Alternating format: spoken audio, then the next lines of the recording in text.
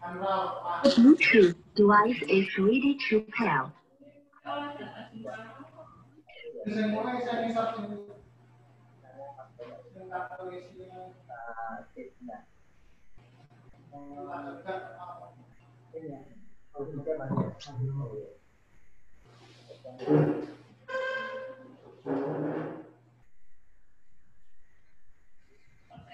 Ya, halo. Tes. Ada kedengaran, Mas? Halo, tes. Oke.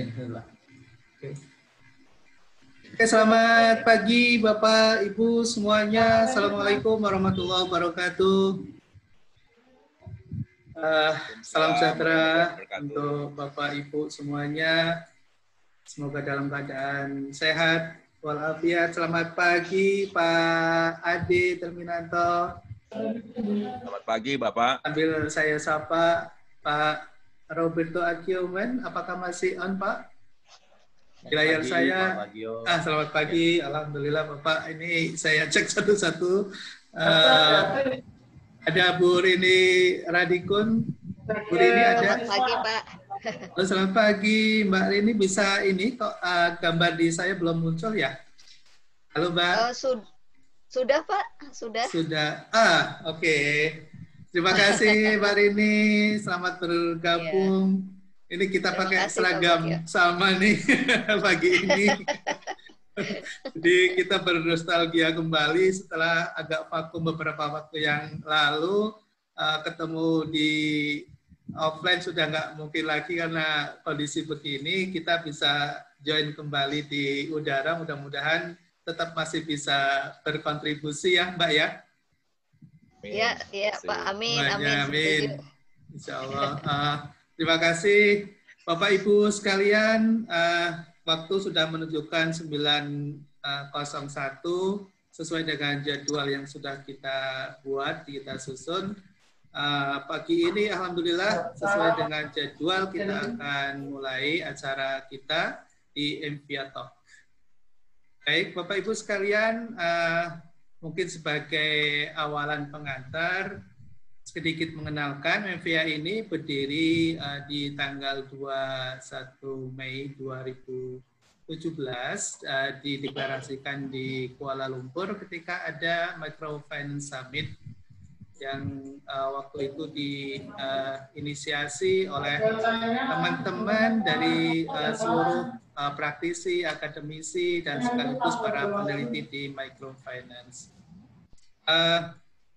Baik Bapak Ibu sekalian, tadi sudah mungkin di layar sempat kita mengikuti beberapa tayangan mengenai introduction of MVIA, jadi seperti itu kurang lebihnya. Kita punya visi misi dan ada beberapa kegiatan yang sudah kita lakukan. Sebagai kegiatan kita di tahun 2020 di pasca pandemik ini, sesuai misi dan visi kita, walaupun di lapangan kita belum bisa terjun seperti waktu-waktu sebelumnya, tapi hari ini kita akan mulai kembali untuk tetap berbagi, untuk tetap bisa berkontribusi dan berpartisipasi dalam memberikan pencerahan kepada seluruh stakeholder, baik yang terkait pelaku microfinance, keuangan mikro, dan juga para regulator, dan di dalamnya juga para akademisi tentunya yang selalu berbagi kepada para mahasiswanya di kampus. Bapak Ibu sekalian yang kami muliakan, kesempatan ini kita akan berbagi tentang landscape microfinance di era 4.0.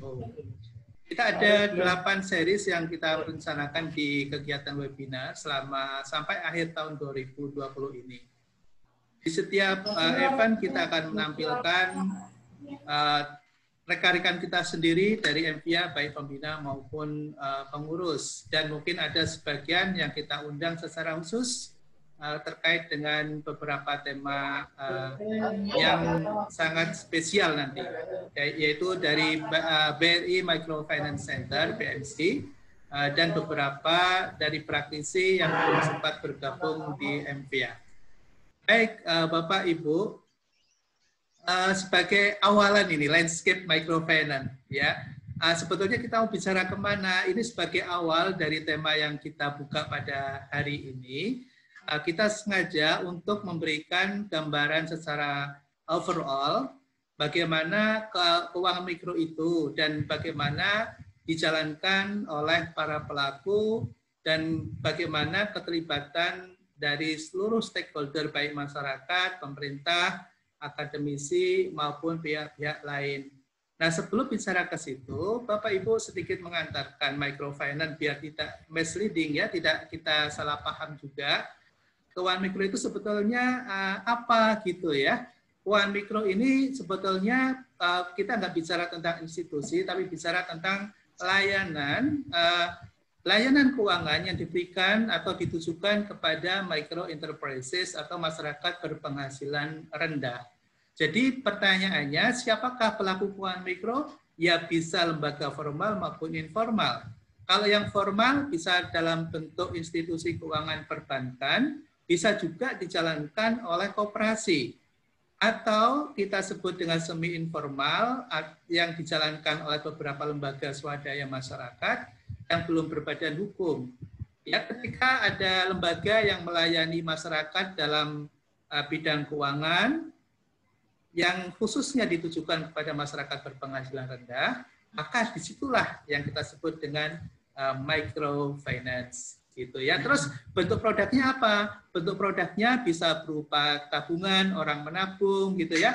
Bisa juga orang meminjam atau mendapatkan pembiayaan atau layanan keuangan yang lain, misalnya mentransfer uang, kemudian ada ikut asuransi mikro gitu ya yang tidak bisa dijangkau dengan jumlah yang besar gitu ya, kecil-kecil gitu. Nah, semua layanan keuangan tadi yang bisa diakses oleh masyarakat berpenghasilan rendah itu yang kita sebut dengan microfinance. Nah, kebetulan di dalam beberapa teori kita sudah sangat mengenal, terutama para akademisi, bahwa untuk melakukan stimulasi mengembangkan keuangan dan sektor real, terutama kaitannya dengan bagaimana membangun sebuah perekonomian, salah satu kalau kita bicara banyak mungkin kita akan bisa text time ya, tapi minimal kita sudah punya gambaran bahwa salah satu cara untuk melakukan intervensi terhadap suatu pertumbuhan ekonomi adalah investment gitu ya. Investment itu ujungnya adalah capital, modal. Nah, orang untuk membutuhkan modal butuh akses pembiayaan.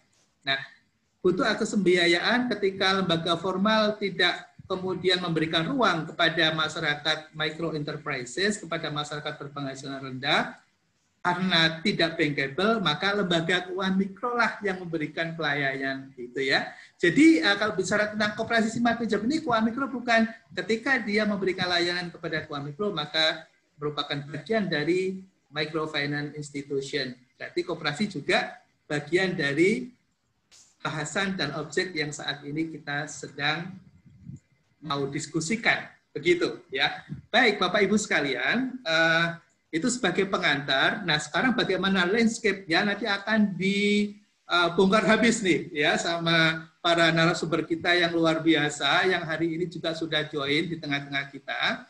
Sedikit saya kenalkan ya dengan 3 narasumber kita, tapi sebelum itu kita nanti akan mengalir sampai sekitar jam 10.30.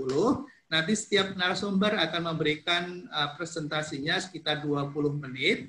Ya maksimal 20 menit, kali 3 jadi sekitar 1 jam, kemudian sisa waktu kita untuk diskusi, begitu kurang lebihnya. Mohon maaf, kita semuanya kita lakukan mute dulu, sehingga nanti kita bisa concern mendengarkan apa yang akan disampaikan oleh para narasumber kita. Oke. Baik, Bapak Ibu sekalian, terima kasih atas kehadirannya, atas atensinya yang luar biasa, berharap kita terus bisa sama-sama berbagi sampai 8 series ya. Kita nanti ada berbagi sertifikat dan juga ada e-book yang kita akan bagikan yang kebetulan e-booknya di-endorse oleh MVA juga ya. Sebuah kamus ya, sebuah kamus yang nanti bisa mudah-mudahan bermanfaat tentang microfinance dan perkreditan. Ya, baik Bapak Ibu sekalian, menyingkat waktu saya akan undang satu persatu dan saya akan perkenalkan. Pertama yang paling cantik dulu, Mbak Rini Radigon. Halo, Mbak Rini. Halo, Mbak Rini. Halo, Pak Bagio. Terima kasih, Mbak Rini. Bapak Ibu sekalian, ini adalah nanti menjadi salah satu narasumber yang pertama yang akan menyampaikan materi. Sebelumnya saya ingin perkenalkan dulu. Mbak Rini ini asli orang Indonesia. Asli orang Indonesia, walaupun kelihatan agak sedikit merah rambutnya. Karena hidup agak lama di Amerika. Ya, ambil S1-nya di UI, kemudian lanjut masternya di US, dan sempat bekerja di sana di salah satu bank yang cukup terkenal juga gitu, dan kemudian pengalaman sudah cukup banyak balik ke Indonesia berbagi kepada masyarakat kita, dan kebetulan concern di microfinance sejak kita kenal tahun 2007 Mbak. Masih ingat saya? Ya, 2006 2007 ya, kita di Mitra sama-sama. Kemudian setelah itu saya balik dari Aceh kembali ke Jakarta, kemudian bergabung di Bank Dunia. Dan kemudian sama-sama riset, sehingga saya kira kita bisa sharing dan berbagi kepada teman-teman yang lain terkait dengan microfinance. Sekarang menjadi salah satu owner, ya sekarang udah berubah jadi owner salah satu perusahaan yang memberikan. Coba-coba. Tapi alhamdulillah aksesnya saya lihat sudah mulai kemana-mana, bergandengan tangan dengan NGO dari asing dan seterusnya. Mudah-mudahan terus berkembang, Mbak. Selamat berentrepreneur dan terus berbagi. Terima kasih. Kemudian saya panggil dulu yang kedua, Pak Ade. Halo Pak Ade. Halo Pak Ade. Assalamualaikum Pak Bagio. Waalaikumsalam Pak Ade. Selamat pagi Pak Ade. Ini teman saya juga 2008 kita sama-sama di Aceh ya, mengembangkan microfinance di Aceh dengan disupport oleh Asian Development Bank.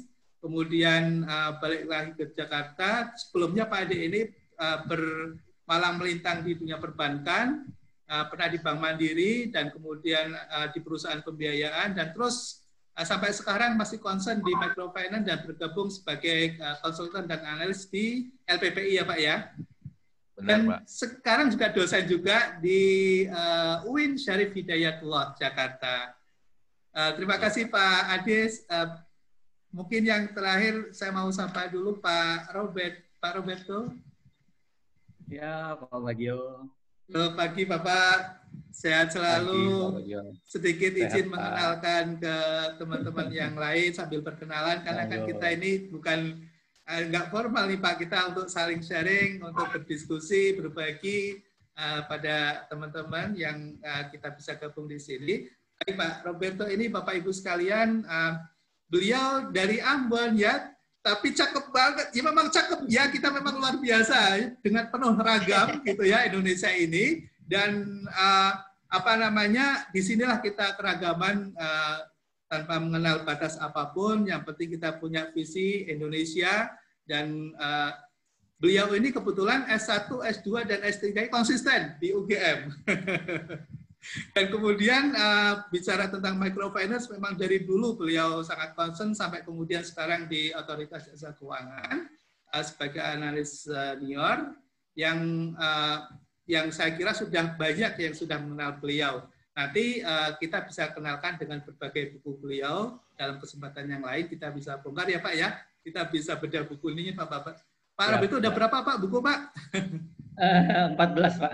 Masya Allah, luar biasa. Udah 14 buku tentang microfinance semuanya. Jadi nanti kapan-kapan kita bedah buku khusus untuk acara Pak Roberto. Baik, terima kasih Pak. Kita akan mulai pemaparan yang pertama. Kita mulai dari Lady First. Ya, Mbak Rini, 20 menit untuk Mbak Rini. Time for your smart. Oke, terima kasih. Saya ada presentasi ya. Itu bisa ditampilkan oleh panitia atau saya tampilkan dari komputer saya? Yang mana nih, Pak? Oke, saya bantu ini dulu dari sini. Bisa dari dia nggak? Dari Mbak Rini. Ya. Oke. Mbak Rini bisa langsung dari tempatnya Mbak Rini aja. Saya buka aksesnya. Ya. Sekarang sudah bisa Mbak pakai share screen. Ya, siap. Ya.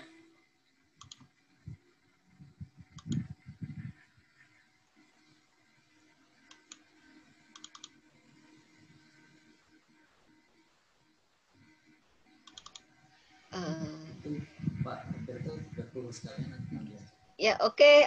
Selamat pagi, Bapak-bapak, Ibu-ibu. Saya berterima kasih sekali diberi kesempatan ini oleh Pak Bagio, karena saya ingin menyampaikan suara hati saya tentang perkembangan ekonomi mikro di Indonesia.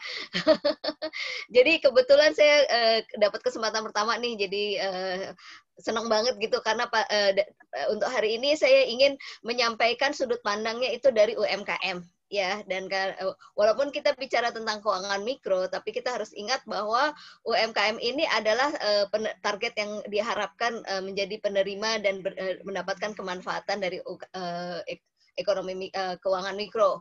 Dan saya sengaja ngambil sudut pandang UMKM karena menurut saya UMKM ini masih masih perlu diperhatikan lebih serius. Ya, ini benar-benar suara yang ingin saya sampaikan gitu ya. Kita punya 63 juta UMKM di Indonesia, sumbangannya ke PDB itu hampir 60%, kemudian penyerapan tenaga kerja 97%. Dari situ kita bisa lihat betapa besarnya peranan mereka terhadap perekonomian Indonesia.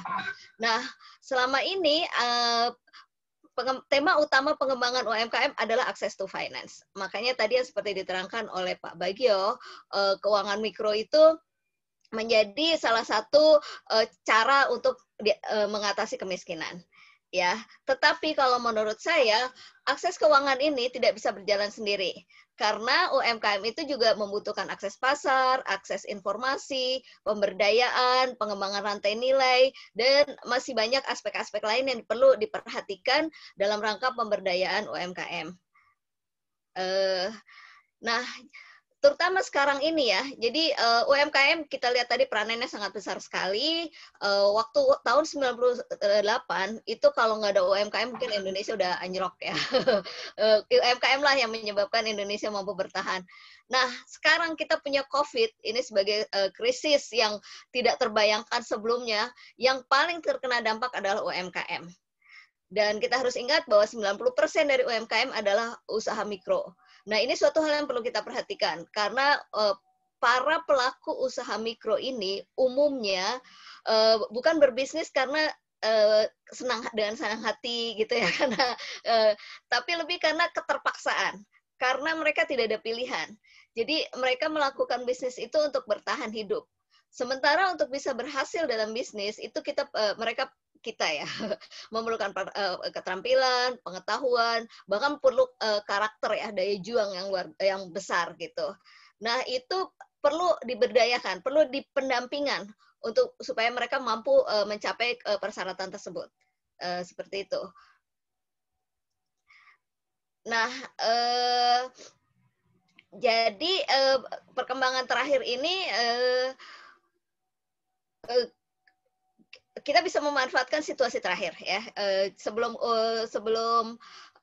COVID pun perkembangan terakhir yang tadi yang Pak Bagio bilang tentang 4.0 ya, perkembangan teknologi yang sangat besar. Nah, itu bisa dimanfaatkan untuk membantu UMKM ya. Jadi penggunaan telepon genggam itu sudah sangat jauh ya di Indonesia, itu udah hampir 90% penduduk. Terus penggunaan internet itu udah 68%, walaupun di sini kita masih menghadapi tantangan dengan koneksi internet.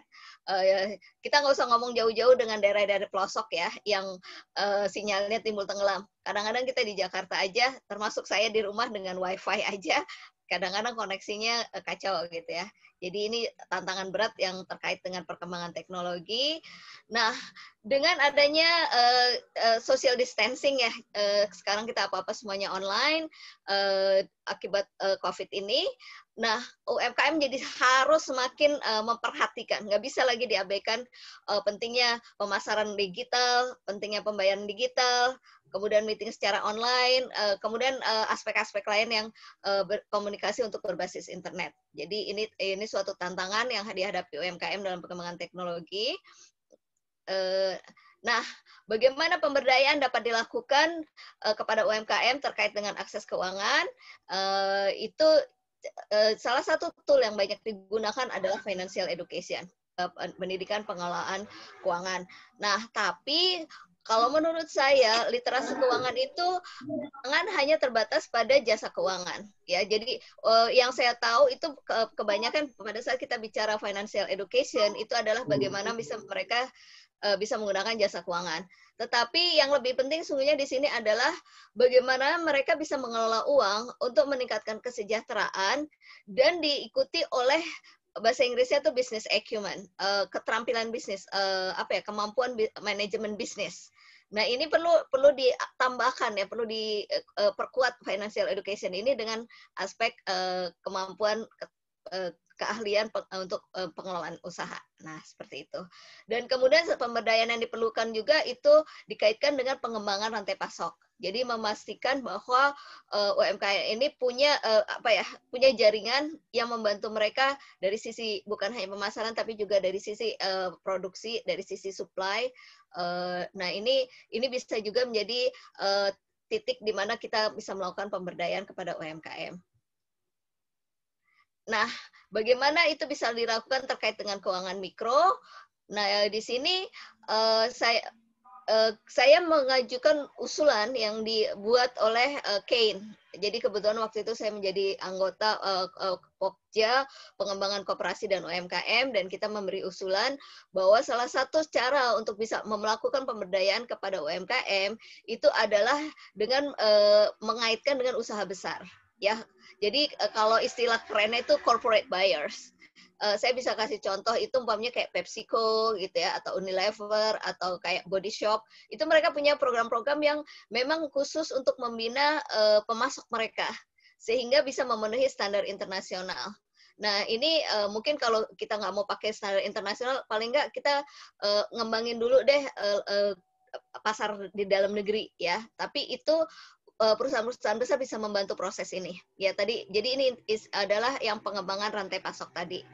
Atau kita juga bisa memanfaatkan peran koperasi, di mana mereka bisa membantu anggotanya dalam mengakses pasar, ya terutamanya untuk mencapai skala ekonomi ya. Tapi mereka koperasi bisa membantu mengakses pasar, akses informasi, standarisasi produk, proses produksinya pun juga bisa distandarisasi, sertifikasi, juga layanan lain yang dapat membantu anggota dalam mengelola dan mengembangkan bisnis. Jadi yang usaha besar maupun koperasi ini bisa menjadi sarana untuk membantu akses keuangan mikro. Kalau yang pengembangan rantai pasok tadi ada yang disebut dengan supply chain financing, ya, pembiayaan rantai pasok. Jadi pembiayaan berdasarkan rantai pasok. Nah, di sini yang keuangan mikronya bisa berperan. Kemudian kalau yang koperasi ya pembiayaannya tergantung dari kebutuhan anggotanya. Kemudian untuk fintech itu juga bisa membantu pemberdayaan UMKM itu dengan menjangkau UMKM yang sulit dijangkau karena jarak ya. Karena ya maksudnya Indonesia ini kita sangat luas sekali, terus masih banyak daerah-daerah yang sulit terjangkau. Nah, fintech ini bisa menggantikan layanan keuangan. Dengan catatan, ya ini harus kita perhatikan banget, ada koneksi internet. Karena itu mungkin ini jadi PR banget ya buat pemerintah ya. Kalau apalagi sekarang zamannya COVID ini benar-benar kita harus go digital gitu. Gimana nih koneksi internet harus diperbaiki nih di seluruh Indonesia. Kemudian juga fintech bisa membantu mengakses keuangan bagi UMKM yang masih takut sama bank. Karena gimana pun konotasi mereka tuh kalau bank tuh serem gitu ya, mereka minder. Nah, jadi sekarang sementara kalau fintech kan cukup pakai HP ya, jadi itu bisa memberi semangat kepada mereka. Mungkin itu saja Pak Bagio, suara hati saya.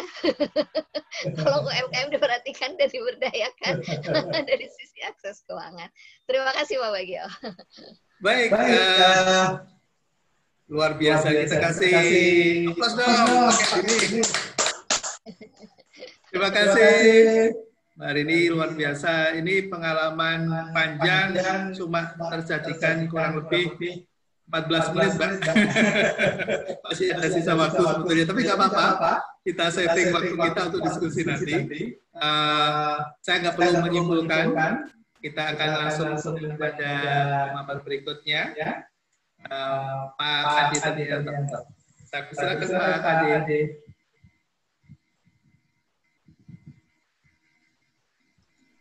Terima kasih Pak Bagio. Apa namanya? Suara saya kedengeran ya? Iya, silakan Pak Adi. Bisa langsung sharing ya Pak?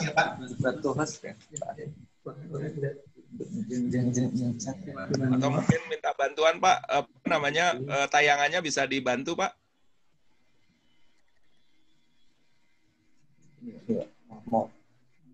Pak Bagio bisa dibantu apa? Menayangkan Pak?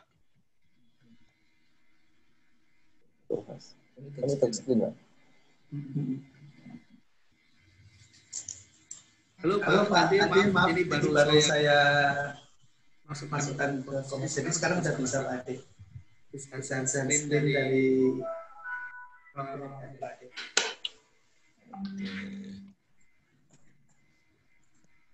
Gini Pak, kelihatan? Ya. Oh, kelihatan. Sip.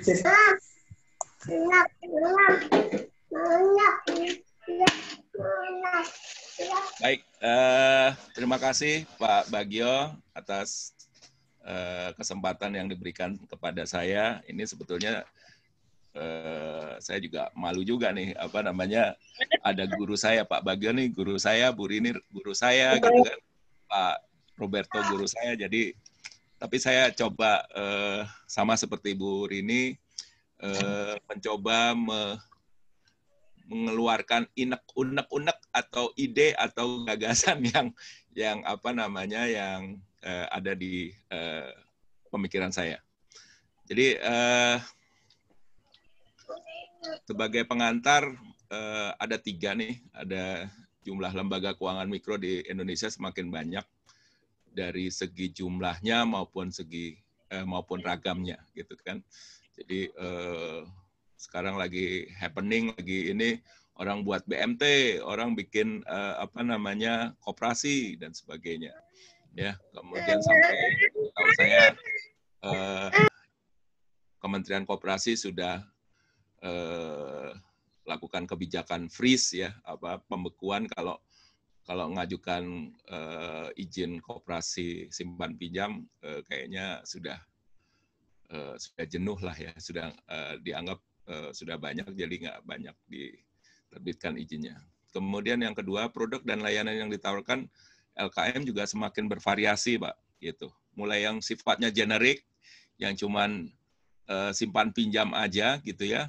Nah, sampai yang sekarang itu lagi ini adalah pinjol ya, pinjaman online gitu. Dengan online aja, dengan handphone aja kita bisa dapat pinjaman begitu. Kemudian yang ketiga, persaingan dalam bisnis jasa keuangan, khususnya pelayanan oleh LKM, kepada nasabahnya juga semakin tajam, Pak. Gitu ya. Jadi persaingannya juga semakin apa namanya tajam, dan mulai dari yang umum ya, persaingan misalnya satu daerah dikuasain oleh LKM 1, gitu. Tapi mulai yang sudah tidak normal gitu, misalnya membajak SDM, membajak apa namanya manajer LKM 1 ke yang lain dan sebagainya. Oke, kemudian nah, saya cuma ini tadi udah dipaparkan oleh Pak Bagio di awal, kemudian tadi juga pada waktu apa namanya videonya Imvea juga sudah dijelaskan bahwa ini ada model bisnis LKM di Indonesia yang terkenal koperasi primer sekunder ya, kemudian LKM atau lembaga keuangan mikro berbasis prinsip agama, BMT, atau yang sekarang lagi apa namanya BWM, Bank Wakaf Mikro, Pak, gitu. Saya kemarin mungkin sebulan yang lalu atau 2 bulan yang lalu saya ngikutin sidang disertasinya Pak Sukro, pejabat OJK, tentang Bank Wakaf Mikro. Menarik, Pak, gitu. Jadi karena memang basisnya adalah pesantren. Gitu. Kemudian ada lagi credit union, ya, sama seperti ini, cuman basisnya agama. Kemudian lembaga perkreditan desa, daerah ya, ini yang ada di Bali. Kemudian ada LKM berbasis individu, kemudian LKM berbisnis adat ya, yang mungkin Bapak Ibu sekalian sudah mengenal, ada di Padang, di Bali dan sebagainya. Kemudian LKM berbasis pemerintah ya, itu kayak dulu ada program pemerintah di Jawa Timur yang namanya KURK. Sekarang merge, sekarang gabung menjadi BPR Jatim. Kemudian ada lagi BKD ya, BKD itu di Jawa Tengah juga banyak BKD, kemudian sama gubernurnya di merge, digabung jadi satu BPR. Kemudian ada lagi LKM berbasis teknologi ya, ini mungkin Bapak Ibu udah sudah familiar apa yang namanya peer-to-peer lending, kemudian pinjaman online dan sebagainya. Oke, kemudian lingkungan bisnisnya, kita bicara lingkungan bisnis. Karakter sosial budaya masyarakat. Mungkin Bapak Ibu saya hanya mengingatkan atau reminding aja ya. Jadi memang masyarakat di Indonesia emang base of culture-nya emang dasar budayanya emang kuat banget, dan itu menurut saya menjadi entry point yang baik ya, supaya LKM ini bisa berkembang. Kemudian karakter bisnis usaha mikro dan kecil mungkin udah dibagi menjadi 3 ya tadi, mikro, kecil dan menengah dan sebagainya. Oke, kemudian dukungan pemerintah, OJK, Kementerian Koperasi dan UKM juga support banget ya. Jadi ini sampai ada kementerian lain selain OJK dan Koperasi dan UKM itu yang involve Pak, yang masuk ke bisnis ini. Saya ambil contoh misalnya, saya nggak tahu zamannya menteri sebelum menteri yang perempuan itu siapa, lupa Bu. Ini ada Kementerian Kelautan dan Perikanan itu punya binaan BPR. Nah, kalau misalnya Bapak Ibu browsing, ada BPR yang namanya BPR Pesisir dan sebagainya, itu merupakan binaan dari Kementerian Kelautan dan Perikanan. Biasanya lokasinya di pinggir pantai begitu. Ya, untuk melayani para nelayan. Kemudian lembaga pendukung tadi yang sudah di dalam profilnya IMVEA juga disebut ada Mikrofin, kemudian Apraka dan sebagainya. Kemudian potensi pengembangannya nih Pak. Kalau misalnya kita mengangkat sedikit yang namanya bonus demografi, memang ini ya, data menunjukkan bahwa tahun 2020 sampai 2030 itu penduduk usia produktif itu menjadi 70%. Dan ini menjadi potensi untuk pengembangan LKM di Indonesia ke depan. Proses pertumbuhan ekonomi dan potensi pasar UMKM juga pasti akan mengikuti ya, karena itu menjadi linear. Gitu. Kekuatan dalam industri. Nah, ini yang saya mau garis bawain adalah sebetulnya LKM itu sebetulnya lebih tahu medannya dibandingkan bank komersial gitu ya. Jadi mungkin Pak Bagio pernah punya pengalaman di BPR gitu ya. Nah, tahu persis medan perangnya BPR atau medan perangnya LKM di grassroots seperti apa dibandingkan dengan bank komersial kelas misalnya Bank Mandiri, kemudian BNI dan sebagainya. Nah, kemudian pengembangan LKM ke depan ya pasti linear lah. Kalau misalnya UMKM-nya maju, pasti LKM-nya juga mengikuti, kayak semacam gula dan semut lah begitu. Baik, saya skip terus ya, Pak.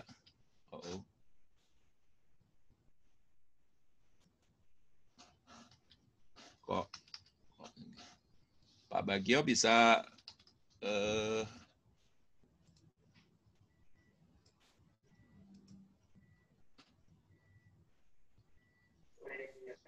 hang ya Pak, nggak bisa bergerak ya Pak. Udah, sudah Pak, makasih. Saya mau mengingat tadi yang ketika pembukaan Pak Bagio juga sampaikan bahwa produk LKM itu yang ada yang sifatnya generik ya. Sebetulnya generik itu artinya yang benar-benar umum gitu ya. Hanya melayani simpanan dan melayani pinjaman. Gitu. Nah kemudian ada lagi produk pelengkapnya bisa jasa-jasa misalnya point payment gitu ya, kirim uang, kemudian bayar listrik, bayar telepon dan sebagainya. Nah, saya melihat begini Pak. Jadi kalau misalnya ada 4 stakeholders yang terkait dengan LKM itu ada dari nasabah, ada praktisi, ada regulator dan akademisi. Nah, kita posisikan diri kita, gitu, kita posisikan diri kita masing-masing. Kalau misalnya kita sebagai nasabah maunya apa sih gitu. Nah, ini pasti akan produk yang fleksibel, program pembinaan dan pendampingan, pelayanan fleksibel yang cepat, benefit yang menarik. Nah, tapi kalau misalnya Bapak Ibu posisinya sebagai praktisi, artinya sebagai pengelola LKM lah ya, maunya seperti harus lingkungannya usaha yang kondusif dong gitu, harmonisasi peraturan, kelengkapan infrastruktur, efisiensi operasional, dan ada insentif gitu ya. Nah, harapannya regulator nih, mungkin katakanlah OJK dan kementerian ini ya. Maunya kinerja keuangannya LKM itu sehat dan berkelanjutan. Kebersamaan dengan masyarakat secara luas, mendukung UMKM secara optimal. Terus ada program yang namanya financial inclusion. Kemudian, nah, kalau misalnya Pak Bagio atau teman-teman semuanya jadi akademisi atau dosen gitu ya. Nah, harapannya seperti itu. Atau mungkin ada harapan lain nih. Nanti kita coba diskusi pada waktu tanya jawab ya. Nah, dari 4 stakeholder tadi saya menangkap ada 3 hal yang memiliki kesamaan. Mereka ingin produk dan pelayanan yang fleksibel, sederhana, cepat, dan mudah. Kemudian kedua, dibutuhkan kepatuhan LKM untuk melayani UMKM dan melayani kaum miskin secara baku. Gitu. Jadi artinya,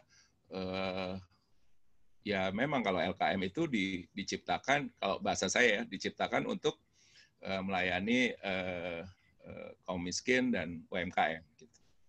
Kemudian regulasi dari otoritas yang mendukung. Jadi nanti mudah-mudahan Pak Roberto bisa menambahkan bahwa dari otoritas atau kementerian begitu yang memberikan regulasi yang memberikan semacam sweeteners lah, pemanis atau memberikan harapan yang baik untuk kelangsungan kerja LKM. Nah, saya mulai mengerucut kepada harus diingat bahwa bisnis LKM secara umum adalah menggabungkan aktivitas bisnis dan atau komersial dengan aktivitas sosial. Gitu.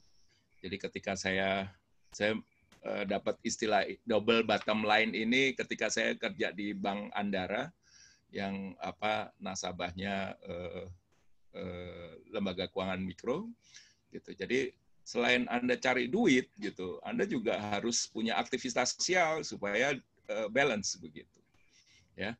Kemudian diharapkan kita dapat belajar dari cerita-cerita sukses dari LKM yang ada di Indonesia dan mencoba melakukan replikasi dengan pertimbangan adat, sosial, budaya setempat.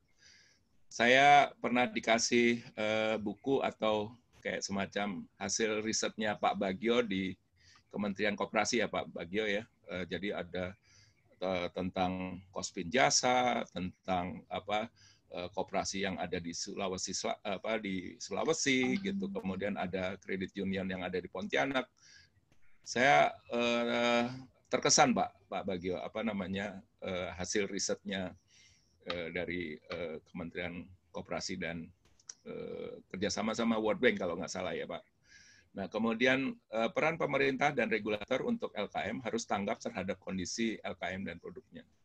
Jadi maksud saya regulator atau pemerintah juga harus tanggap ketika ada produk atau misalnya ada bisnis baru dari LKM itu yang maju. Nah, itu harus ditanggapi secara cepat begitu. Ya.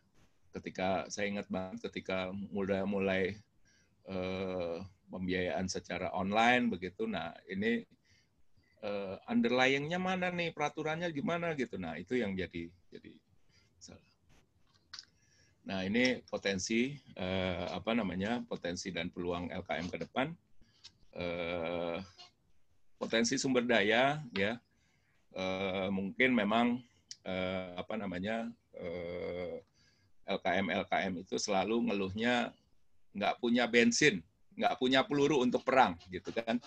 Jadi Pak, saya nggak punya punya dana dan sebagainya, begitu ya. Tapi jangan khawatir gitu, karena kalau misalnya Bapak Ibu lihat peraturan Bank Indonesia tentang pengelolaan kreditnya bank komersial, itu ada peraturan yang namanya 20% portfolio kredit, dari 100% kredit yang diberikan oleh bank komersial, ya, itu 20%-nya harus dalam bentuk pembiayaan kepada UMKM. Nah, kadangkala bank komersial ini enggan untuk memberikan kredit karena emang overhead cost-nya tinggi gitu. Nah, peluang bagi LKM itu untuk mendapatkan pinjaman dari bank itu untuk menyalurkan, entah itu dalam bentuk linkage program, executing, channeling, dan sebagainya. Ya. Kemudian alokasi dan bentuk pembiayaan, ya mungkin akan diciptakan produk-produk yang variatif, ya, yang mungkin bisa digali dari kebutuhan masyarakat setempat. Dukungan teknologi jelas gitu ya, khususnya IT itu sangat support banget ya. Nah, kemudian peluang pengembangannya akses permodalan gitu ya. Ya tadi yang saya sudah sampaikan gitu ya, kebetulan saya di Bogor juga sebagai pengawas koperasi, selalu ngeluhnya, Pak, kita nggak punya dana lagi, padahal potensi pembiayaan masyarakat sekitar juga butuh gitu, tapi kita nggak punya dana gitu. Tahu sendiri bahwa kalau koperasi itu untuk menghimpun dana agak susah. Kalau tergantung sama sama anggota juga sulit gitu, ya. Kemudian sumber daya manusia. Sumber daya manusia ya kita maunya LKM itu punya sumber daya manusia yang berdasarkan 3 ya. Integritas, knowledge, kemudian skill. Nah, 3 ini yang tetapi pasti harganya mahal begitu. Udah kalau misalnya dapat 3 itu pasti diambil sama LKM atau bank yang lebih besar begitu dengan remunerasi yang baik. Kemudian regulasi dari pemerintah ya mungkin harus ini ya, kayak saya ambil contoh misalnya istilah BMT ini, nggak tahu nanti Pak Bagio bisa nambahin, istilah BMT ini Baitul Mal wa Tamwil ini sebetulnya udah diatur sama undang-undang nggak Pak gitu ya. Kemudian penggunaan PSAK etap gitu ya dan sebagainya. Oke. Kemudian terakhir Pak gitu, kita rasakan sekarang LKM saat ini pandemi COVID-19 dituntut untuk bertahan. Minimal survive aja udah alhamdulillah gitu. Ya. Karena emang dengan keterbatasan pelayanan operasional LKM tidak bisa sesuka hatinya untuk bergerak kemana-mana karena memang ada daerah-daerah yang di lockdown. Begitu. Dukungan teknologi di era industri 4.0 sangat membantu dan mendukung jalan tadi yang sudah disampaikan oleh Bu Rini bahwa teknologi information teknologi itu sangat supporting gitu ya. Kemudian diperlukan penyesuaian dan model pelayanan serta produk yang baru mendukung kinerja LKM dengan dukungan teknologi yang saat ini berkembang maju. Terakhir, meski kemajuan teknologi dengan dukungan Internet Things ya, tadi Bu Rini udah ngeluh aja gitu kan, ada daerah-daerah yang black spot gitu ya, meskipun handphonenya canggih, komputernya canggih, tetapi kalau jaringan internetnya on off juga ngeluh juga gitu. Dan harus juga didasarkan kepada kembali lagi ke istilah back to basic ya. Jadi LKM itu harus melayani UMKM, kaum miskin dan UMKM. Saya agak miris juga ada yang mengaku LKM tetapi ngasih kreditnya ke kredit sindikasi yang nilainya 1 miliar ke atas dan sebagainya. Saya nggak nyalain gitu ya. Saya kalau ini cuman prihatin aja gitu karena memang LKM itu memang diciptakan, dibentuk untuk melayani masyarakat miskin dan UMKM gitu. Nah, ini bagaimana memberdayakan, jangan sampai kita kepancing LKM mentang-mentang punya duit banyak gitu, ya udah ikut yang kredit yang besar ya, yang 1 miliar ke atas dan sebagainya gitu. Ya, itu yang bisa saya sampaikan, Pak Bagio. Ya, intinya yang sudah saya sampaikan bahwa LKM itu harus kembali ke kitohnya, kembali ke awalnya gitu, dia harus melayani yang masyarakat mikro. Baik, itu saja yang bisa disampaikan Pak Bagio. Pak Bagio, terima kasih. Assalamualaikum warahmatullahi wabarakatuh. Waalaikumsalam warahmatullahi wabarakatuh. Terima kasih Pak Ade, luar biasa. Kasih posting semuanya Pak Ade. Ini melengkapi apa yang disampaikan tadi ya oleh Bu Rini. Jadi kalau Bu Rini itu mulai dari masuk sisi market gitu ya, UMKM adalah usaha mikro kecil ya, itu adalah bagian yang menginspirasi kenapa microfinance itu muncul, karena ada kebutuhan, ada demand side, kemudian muncullah namanya supply side. Disitulah yang kemudian beragam hasanah yang muncul terutama di negeri ini, Bapak Ibu sekalian. Hasil riset Bank Dunia itu ada 7 model bisnis yang mencoba untuk menyesuaikan diri melayani masyarakat mikro kecil ini, yang tadi ada membangun social capital dari aspek religiusitas ya, dari religions, kemudian ada yang juga karena adatnya gitu ya, kita kemudian ada karena kesamaan dalam sektoral usahanya gitu ya.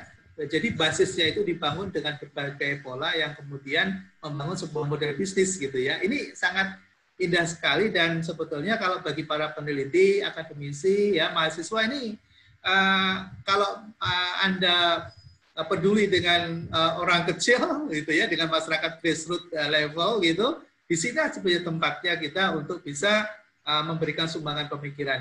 Baik, Bapak Ibu sekalian, tadi sudah disampaikan, sekarang adalah yang pamungkas. Jadi kalau biasanya pamungkas itu yang paling the full power itu ya. Karena apa full power? Karena dia beliau ini adalah otoritas. Jadi otoritas itu ya memiliki otoriter gitu, memiliki authority untuk bisa memberikan sebuah regulasi, aturan main, role of play-nya seperti apa.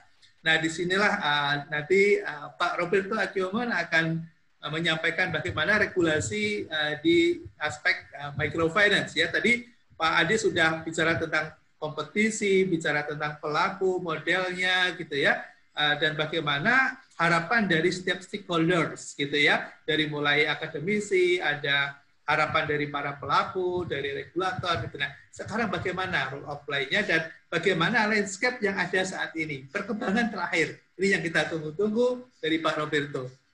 Monggo Pak Roberto silakan bisa join. Dan 20 menit Bapak, silakan waktu buat Bapak. Baik, terima kasih Pak Bagio, para sahabat sekalian, Bapak Ibu yang saya muliakan. Selalu ya kita bersyukur pada Tuhan masih diberikan kesehatan untuk bisa ngobrol pada pagi hari ini. Nah, saya akan membagi pembicaraan menjadi dua. Kalau tadi Pak Bagio mengatakan otoritas, ya mungkin otoritas zaman dulu ya barangkali Pak Bagio ya definisi itu. Otoritas zaman sekarang saya kira semakin konsultatif dan membuka ruang-ruang untuk lebih banyak berkomunikasi atau berdiskusi. Nah, saya akan bagi dua. Yang pertama barangkali menceritakan pandangan saya tentang landscape dan berbagai elemen yang terkait dengan itu, termasuk dari konteks regulator dan kebijakan pemerintah. Nah, kemudian nanti yang kedua, ini yang nanti akan saya sajikan dalam bentuk paparan, yaitu perkembangan lembaga keuangan mikro, baik perizinan maupun sebaran dan kinerjanya. Dengan data terakhir bulan Agustus nanti, saya akan gunakan 2 titik data pada April dan Agustus 2020. Sehingga bagi teman-teman INVEA nanti mudah-mudahan bermanfaat bagi yang ingin melakukan berbagai analisis yang berbasis data. Nah, tetapi sebelum itu, saya juga ingin menyampaikan kepada rekan-rekan sekalian, terutama Pak Bagio ini, supaya kita kembali bersemangat untuk meningkatkan aktivitas kita, sehingga apa yang kita suarakan itu semakin terdengar manfaatnya bagi berbagai pihak. Nah, oleh karena itu langkah konkretnya yang ingin saya tawarkan dan nanti mohon bantuan kontribusi dari kawan-kawan. Misalnya terkait dengan lanskap keuangan mikro, tadi Bu Rini, apalagi Pak Ade sudah menjelaskan macam-macam komponennya secara lengkap. Mungkin perlu kita bukukan Pak Bagio, dan itu tidak lama-lama. Saya menawarkan diri untuk memproduksinya, begitu ya. Kita bikin saja dalam bentuk kumpulan hasil-hasil penulisan Pak Bagio. Nanti mungkin Pak Bagio dan saya akan menjadi editornya, termasuk menyumbang 1-2 artikel. Jadi konkretnya saya mengusulkan rekan-rekan sekalian, jangan yang lama-lama ya, jadi dituliskan terbaru gitu. Pemikiran saat-saat yang terakhir, karena lingkungan keuangan mikro disampaikan Pak Ade tadi dan juga beberapa praktis dari Bu Rini, ini juga sudah sangat dinamis. Sehingga yang kita harapkan adalah pemikiran-pemikiran yang segar gitu. Silahkan Bapak Ibu mengumpulkan atau menuliskan 5 lembar, 10 lembar, maksimal 15 lembar begitu. Di email saja ke Pak Bagio dalam format MS Word. Nanti Pak Bagio akan kompilasi, kita jadikan buku ya 250-an, 300 halaman, kita terbitkan. Dan supaya semangat dan ada target, kita targetkan akhir tahun ini paling lambat ya Pak Bagio ya, sudah on board dalam bentuk fisik maupun publikasi secara e-book. Ya, jadi saya ulangi, saya tagih rekan-rekan sekalian untuk mengirimkan tulisan. Kan ada Bu Dewi, ada siapa yang aktivitasnya itu banyak sekali. Nah, silakan dituliskan. Pak Ade juga bahan-bahan ajarnya itu pasti banyak. Nah, silakan dikirimkan ke Pak Bagio, kita bukukan. Ya, nanti saya untuk sementara ini akan menjadi produser lah gitu, membantu untuk mendapatkan ISBN, mencetaknya dan seterusnya gitu. Nanti bersama-sama dengan Pak Bagio akan mengeditnya. Itu ya, mudah-mudahan untuk membagi semangat. Yang kedua, ini juga sedang ada permintaan untuk OJK juga memberikan rancangan untuk pengembangan koperasi ke depan. Ini khusus pekerjaan saya dengan Pak Bagio ini saya tunggu-tunggu ya Pak, dalam 1-2 hari ini disegerakan saja karena saya mau mengangkat desain yang mengatasnamakan INVEA. Jadi INVEA memberikan masukan secara konkret tentang roadmap perkoperasian ke depan. Memang jadi tanda tanya juga nih Pak Ade, ini sudah saya komunikasikan sejak lama, sejak era pimpinan OJK yang lama. Sekarang kok diminta lagi gitu? Kan itu ada Kementerian Koperasi, kok yang diminta OJK gitu kira-kira ya. Nah, tapi ya kita buatkan saja dan yang paling tahu banyak diantaranya adalah teman-teman di INVEA. Oleh karena itu kalau ada masukan apa, segera saja mungkin maksimal 2 kali 24 jam begitu diberikan ke Pak Bagio. Hari Senin saya tunggu bahannya untuk saya teruskan langsung ke Ketua OJK dan di situ merupakan bahan yang disiapkan oleh INVEA. Ya, jadi ini akan saya blast sehingga tidak ada yang tersembunyi gitu ya. Ini betul-betul produk INVEA yang disampaikan langsung kepada pimpinan dari OJK. Baik.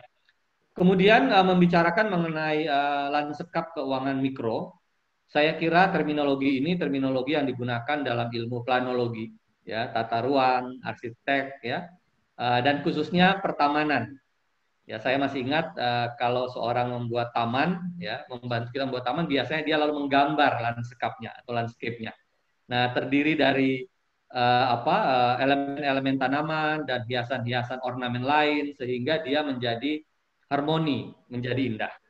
Nah, tetangganya yang sering juga menggunakan analog yang sama itu adalah ekosistem. Ya, di jasa keuangan dikenal terminologi ekosistem yang sebenarnya juga adalah term dari ilmu biologi, ya, yang merupakan perpaduan dari macam-macam komponen yang ada di suatu lingkungan tertentu sehingga timbul keharmonisan. Nah, tetapi apakah harmonisan itu terjadi dengan intervensi manusia? Nah, inilah juga yang ada di lanskap keuangan mikro kita. Ya, kita sudah sangat sering mendengar rusaknya ekosistem terumbu karang, rusaknya ekosistem hutan, ya, sehingga kocar-kacir pemanfaat utama yang ada di ekosistem itu. Sama dengan lanskap keuangan mikro yang tadi diceritakan oleh Bu Rini dan Pak Ade. Oleh karena itu kita membutuhkan, dalam perspektif saya, ada 6 aspek yang memberikan payung keleluasaan dan sekaligus ruang gerak. Dengan satu pertanyaan kuncinya yang akan saya mulai di awal, yang barangkali bagi akademisi ini menjadi penelitian yang menarik nih Pak Ade.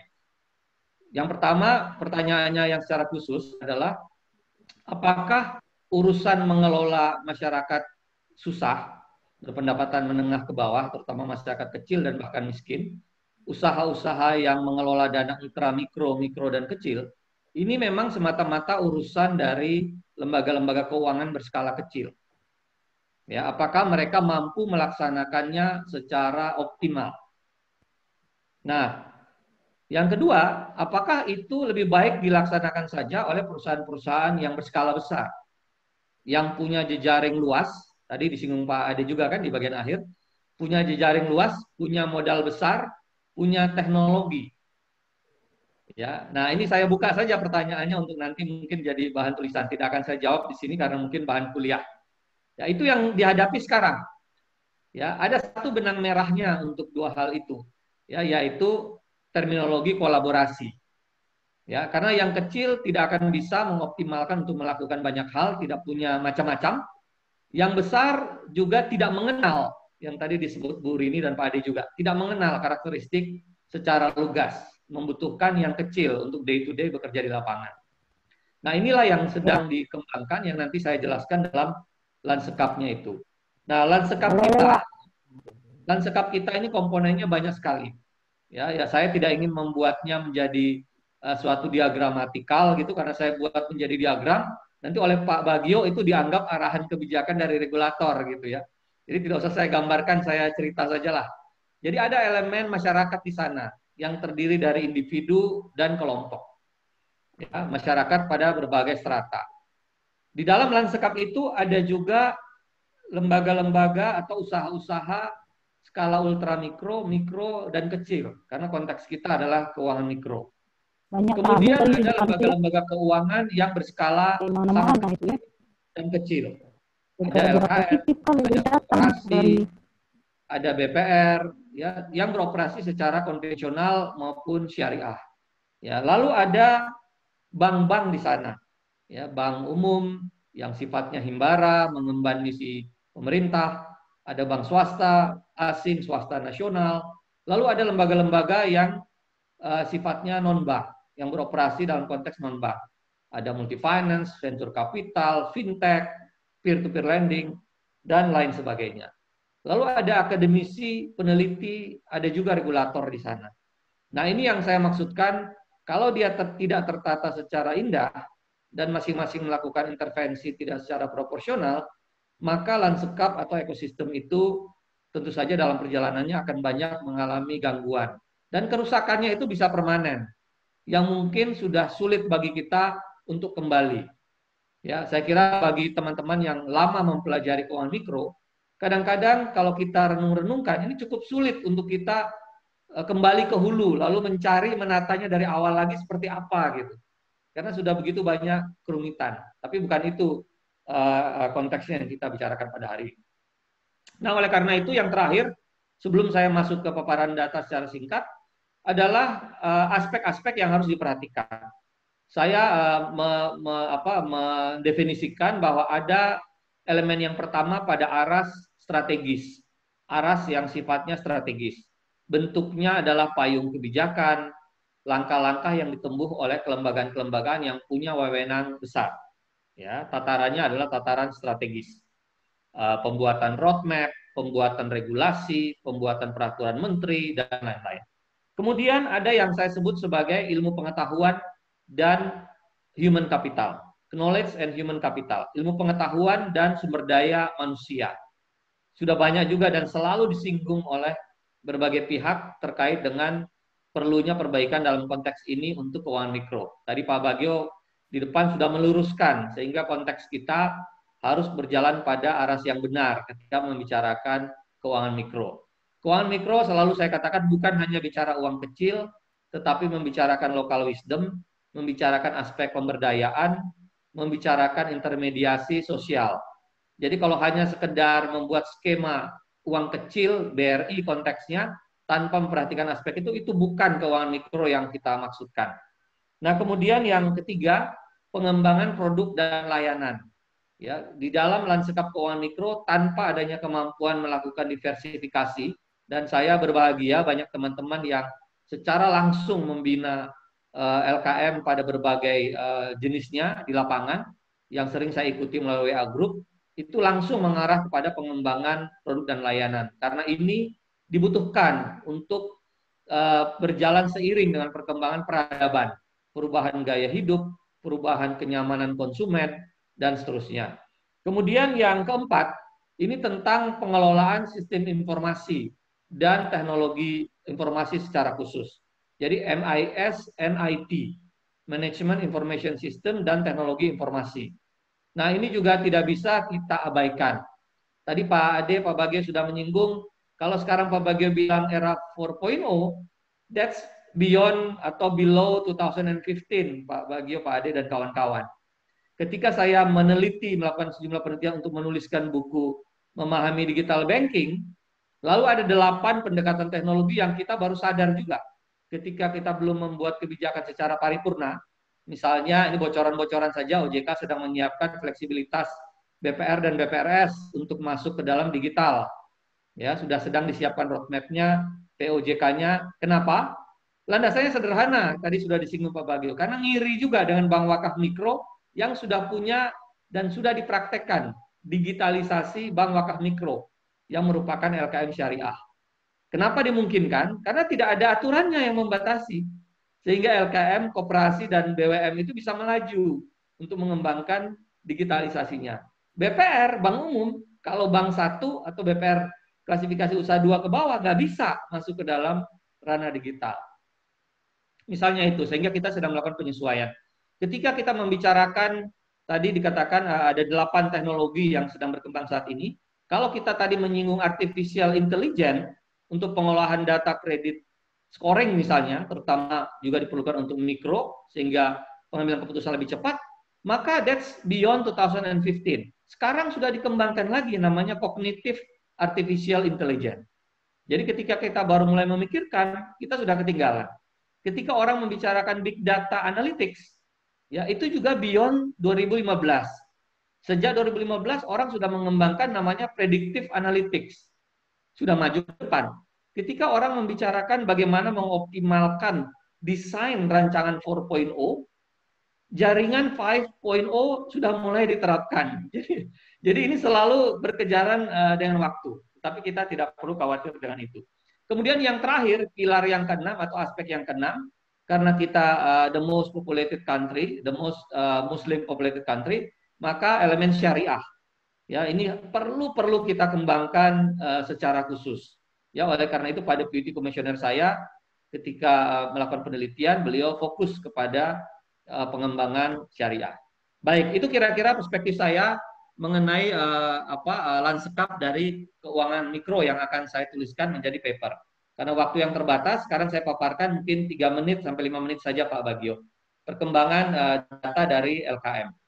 Seperti yang dilihat di depan, ada perizinan, sebaran, dan kinerja LKM. Pertama saya akan gunakan data dulu yang sudah dianalisis oleh, kebetulan Ibu Naomi sudah on board ya Pak Bagio di grup kita. Ini data dari Bu Naomi dan kawan-kawan di Direktorat Pengawasan LKM. Saya bantu untuk menginformasikan saja bahwa LKM itu senantiasa berkembang walaupun densitasnya masih banyak yang di Jawa. Ya, yang konvensional selama ini masih lebih banyak dibandingkan yang syariah, demikian juga yang koperasi masih lebih banyak dibandingkan yang perseroan terbatas. Nah, kalau kita lihat sampai dengan April 2020 ada 215 LKM yang sudah mendapatkan izin dari OJK. Ya, 76 di antaranya itu adalah syariah, sedangkan hampir 2 kalinya itu masih yang konvensional. Jadi masih jauh lebih banyak yang konvensional. Kemudian berdasarkan badan hukum bisa dilihat di gambar di depan, ya dari 215 itu sebagian besar ya 179 berbentuk koperasi dan hanya 36 yang berbentuk perseroan terbatas. Ini kalau Pak Bagio melihat data-data begini langsung jadi jurnal ini. Ya, beliau bisa langsung jadi jurnal dengan mudah pakai statistik deskriptif saja. Nah, kemudian kalau berdasarkan cakupan wilayah usaha, kita lihat bahwa sebagian besar teman-teman LKM ini memilih yang nanggung. Sentral tendensi secara statistik Pak Ade rupanya berlaku di sini juga nih. Orang memilih yang kecenderungan terpusat di tengah gitu ya. Yang kecamatan, yang modalnya 100 juta. Ya, hanya sebagian kecil yang memilih pada tingkat desa karena lingkup yang mungkin terlalu terbatas. Dan mau menuju tingkat kecamatan mungkin tidak mampu. Ya, karena permodalan yang dibutuhkan relatif besar. Nah, ini sebarannya yang saya katakan tadi, yang densitasnya tidak merata antara wilayah di Indonesia, 54% itu masih ada di Jawa Barat. Di Jawa Tengah, mohon maaf. Kalau kita tambahkan Jawa Barat, yang 12,6%, maka sudah ada 64,6% itu di Jawa Barat dan Jawa Tengah saja. Kalau kita tambahkan Jawa Timur, maka angkanya mendekati 75% atau berkisar 75%. Sementara di wilayah-wilayah lainnya relatif terbatas. Bagi saya ini logis saja, karena barangkali mengikuti juga sebaran populasi atau densitas dari penduduk di wilayah-wilayah itu. Nah, kemudian kalau kita lihat dari pertumbuhan kinerjanya, nah kita bisa lihat bahwa trennya ini cenderung meningkat, ya walaupun di akhir-akhir dalam konteks simpanan, ya maupun aset itu cenderung landai, ya. Tetapi dari sisi pinjaman selalu melaju. Ini tambahan pembenaran saja bahwa orang Indonesia selalu saya joke itu ya, jagoan ngutang gitu ya. Jadi utangannya itu kenceng aja gitu, walaupun pinjamannya itu melandai. Begitu ada tawaran utang itu selalu kenceng, apapun kondisinya, mau COVID, mau nggak COVID, itu tetap aja kenceng gitu ya. Baik. Kemudian dari sisi pertumbuhan aset ya, Anda bisa lihat bahwa cenderung menurun kalau kita bandingkan dari 2 tahun terakhir. Ini sayangnya sempat naik, kemudian cenderung menurun. Ya. Ada tentu saja faktor-faktor yang terkait dengan internal maupun yang sifatnya eksternal. Ya, kemudian pertumbuhan pinjaman ini ya juga berfluktuasi meskipun kalau kita bandingkan dari titik April 2018 itu masih meningkat ya pada April 2020. Nah, kemudian juga dengan pertumbuhan simpanan trennya juga sebenarnya baik ya walaupun cenderung landai. Ini juga senantiasa meningkat.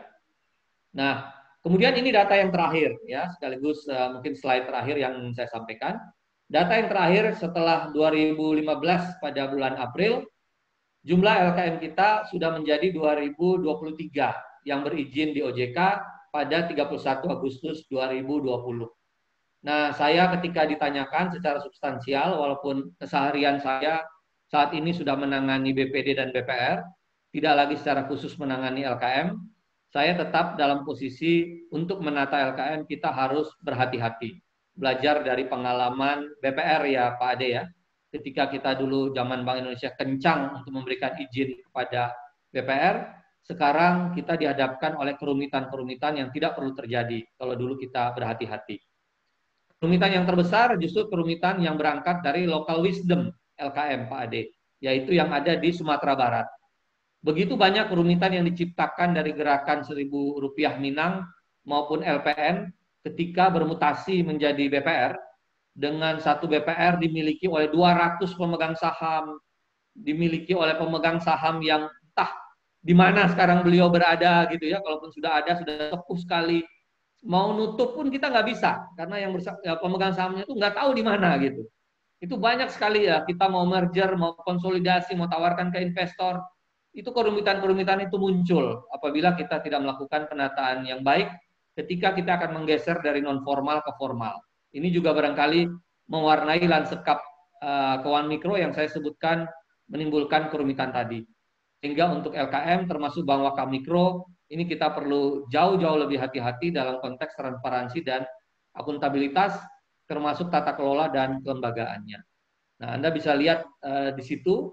Nah, oleh karena itu, saya kira itu yang menjadi paparan saya untuk sesi ini. Saya ingin mengingatkan lagi ke 6 aspek tadi, yaitu arah strategi, ilmu pengetahuan dan teknologi, ilmu pengetahuan dan sumber daya manusia yang kedua.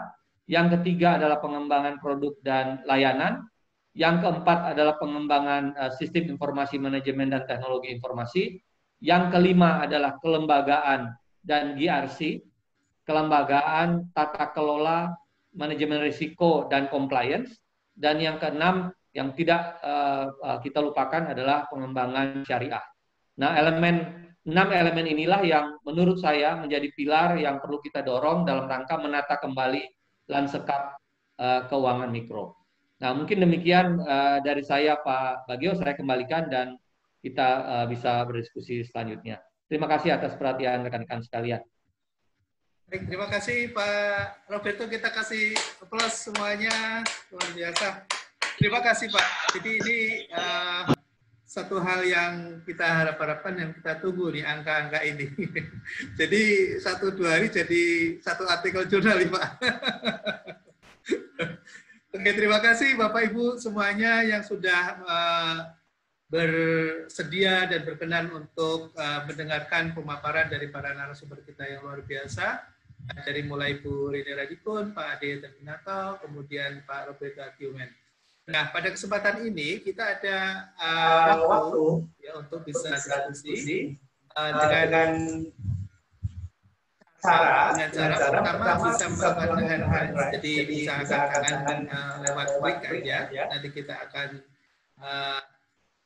nanti kita akan berikan kesempatan. Atau kalau misalnya ada yang ingin menyampaikan secara langsung, ya bisa ditulis juga lewat chat ya. Kita ada chat di sini.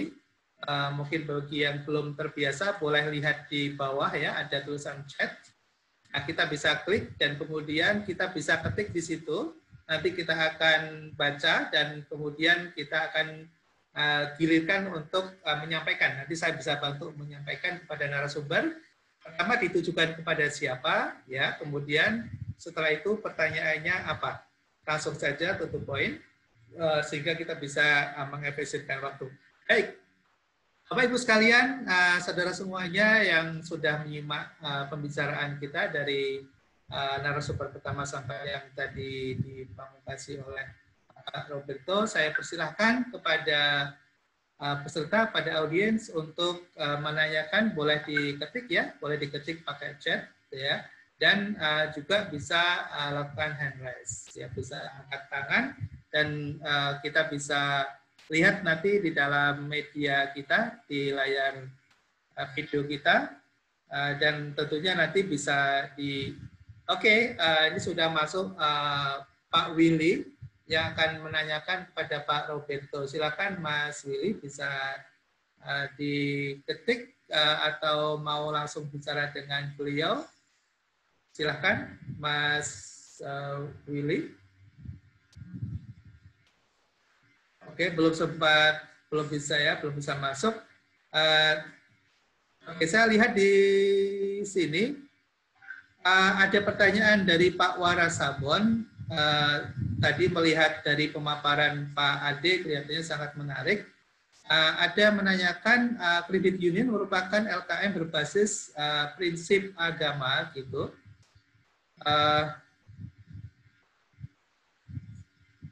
Ya. Nah, maksudnya bagaimana ya Pak? Mohon penjelasannya. Nah, ini ada dari Pak Warasabon Dominikus yang mungkin karena beliau tidak bisa langsung berinteraksi secara oral, sehingga kita bisa bantu dengan membacakan dan bisa langsung dijawab oleh untuk Pak Ade. Saya silakan Pak Ade. Ya, terima kasih Pak. Mungkin gini, yang saya tangkap dari beberapa literatur dan kajian yang pernah dibuat bahwa kredit union atau CU itu berkembang biasanya didukung sama misionaris gitu ya. Jadi kalau misalnya sumber pendanaannya juga lebih banyak dari misionaris. Jadi sama seperti ini mungkin kalau misionaris kan Katolik atau Nasrani yang bisa support pendanaan untuk kelompok ini. Yang terkenal tuh yang saya tahu yang terkenal dan besar itu Pancur Kasih ya Pak Bagio ya. Pak Bagio yang riset di Kalimantan tuh, di Kalimantan Barat ada Credit Union Pancur Kasih gitu. Itu Pak yang bisa ini. Mungkin Pak Bagio bisa menambahkan Pak tentang Credit Union. Silakan. Ya, ada hand raise dari Pak Warasabon ya. Kalau tadi ada pertanyaan dari beliau, karena saya bukan narasumber juga, sehingga ini akan menjadi sangat menarik. Tapi dari berbagai perspektif ya, sebetulnya kalau bicara dari model bisnis, Credit Union ini adalah salah satu model bisnis yang berkembang di dunia, dan siapapun bisa melakukannya, tidak hanya dari entitas atau dari unsur-unsur tertentu begitu, yang sebetulnya ini. Jadi kalau bicara tentang model bisnis, sedikit saya mungkin sharing kepada teman-teman semuanya di sini. Model bisnis itu ada 4 ciri yang bisa membedakan. Yang pertama adalah dari sisi ownership-nya, dari sisi kepemilikannya. Nah, Credit Union itu adalah user, member, and owner. Jadi di situ ada anggota itu adalah memiliki, dia juga menjadi anggota, dia juga menjadi penggunanya. Jadi siapapun ketika sudah bergabung di situ, maka adalah bagian dari itu gitu ya. Kemudian yang kedua adalah bagaimana cara atau teknik penghimpunan dana, fundingnya gitu ya. Fundingnya itu dari tadi sumbernya, dari anggota ya, dari user, dari owner, dari member itu tadi. Kemudian bagaimana disalurkan juga kepada anggota juga. Nah, ini model bisnis gitu ya. Kemudian yang keempat adalah bagaimana sumber-sumber pendanaan itu. Nah, ketika kemudian ini dikelompok-kelompokkan begitu menjadi sebuah model bisnis, dan kemudian ternyata model bisnis ini tidak hanya dijalankan oleh yang namanya credit union, ada yang kemudian banyak kita sebut dengan quasi credit union ya. BNT juga bisa menggunakan ini, dan beberapa ternyata berhasil juga ya dalam mengembangkan bisnisnya. Ini menarik. Jadi ini model bisnis ya. Ini adalah sebuah model bisnis. Nah, ini ada Pak Wara nih, kelihatannya udah hand raise, Pak. Bapak, saya persilakan, ada kesempatan Bapak untuk menyampaikan. Baik, terima kasih Pak Moderator, Pak narasumber. Terima kasih untuk sharingnya, Ibu Rini, Pak Ade, Pak Roberto. Menarik sekali tentang sharing hari ini terkait dengan LKM. Mungkin tadi pertanyaan saya, mungkin saya mesti clearkan terkait yang disampaikan moderator, ada 4 model bisnis. Justru di Credit Union, model yang keempat itu tadi itu tentang sumber dana, saya pikir itu tidak pas. Karena Credit Union sumber dananya dari anggota. Murni swadaya anggota. Bukan funding dari misionaris atau siapapun. Mungkin pengembang awal melalui lembaga keagamaan ya, tetapi fundingnya itu totally pure dari anggota. Prinsip adalah swadaya dari anggota oleh anggota untuk anggota. Jadi di Credit Union di Indonesia, bahkan dunia sekalipun, itu tidak ada funding di luar itu. Kalau dalam bentuk pinjaman itu adalah silang pinjam di sekunder dan silang pinjam nasional. Tapi fundingnya itu tidak berasal dari luar. Fundingnya dari swadaya anggota. Sehingga tadi yang model 3 pertama double fungsi sebagai user, owner, dan pengguna, yes. Kemudian sumber dananya dari anggota, peruntukan juga anggota. Jadi sumber fundingnya itu totally dari anggota. Pelayanan juga kepada anggota. Mungkin yang barangkali perlu kami sampaikan, mungkin perkembangan itu biasanya juga start dari, katakan dari gereja contoh, tetapi bukan kepemilikan atau sumber dananya dari gereja. Totali kooperasi yang dari anggota, oleh anggota, untuk anggota.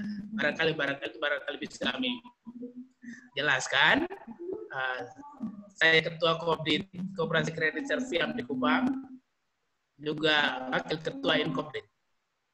Terima kasih untuk, maka tadi saya terganggu sedikit terkait dengan mungkin pernyataan dari Pak Ade, sehingga kita perlu klarifikasi dan mungkin itu. Sehingga kita punya pemahaman yang sama bahwa koperasi kredit yang bergerak di Indonesia itu fundingnya totally dari anggota.